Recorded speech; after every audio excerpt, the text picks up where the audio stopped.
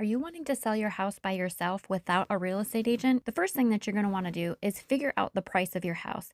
It might be best for you to look online at other houses in the area close to you with the same bedrooms and bathrooms and figure out exactly what they have sold for. Then you can use a similar price. Don't price way above them and don't price way below. Try to be about the same or just below, depending on the time of year that you're going to sell. If you're selling in the springtime or you notice that a lot of houses are selling quickly in your area, you can be right at what everybody else is or a little bit above. When you market your home, you want to make sure it has as much exposure as possible in as many places as possible.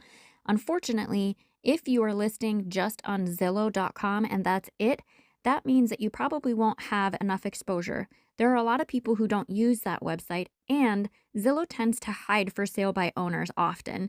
Many people have to search down below in order to even find your listing. So my recommendation is to try to advertise in as many options as you can, including your local newspaper.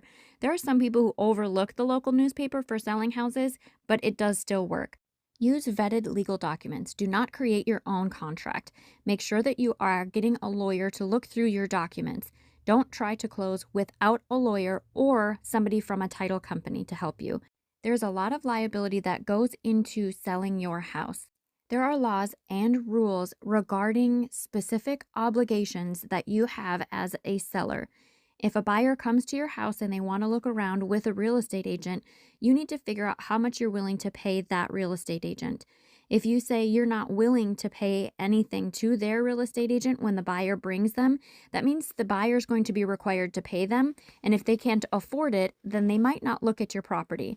So that's something you need to think about. Even though you don't want to have representation, you may still consider the cost of what it is to pay for the buyer's representation. You need to be prepared to take a lot of calls and text messages and questions. There will be an inspection set up and an appraisal set up. All of these things need to be managed while you are working your typical job and live your normal lifestyle. So make sure that you feel confident and prepared to take on the stress and the responsibility of selling your own home. If you want to list your house yourself and remain in full control, but would like some help with the documentation or with helping decide the price to sell, or maybe for some minor negotiations, you could hire a real estate agent for something called a transactional agency. The transactional agency that some agents are willing to do has a reduced fee. Like 1% is what's typical, and they will help you with setting up the appropriate price. They'll fill out the legal paperwork and they'll give you some basic negotiation tactics. So don't miss that opportunity if you're willing to have some help in this process. Selling your house on your own is definitely possible, but make sure that you feel prepared and confident for the pressure that comes along with it.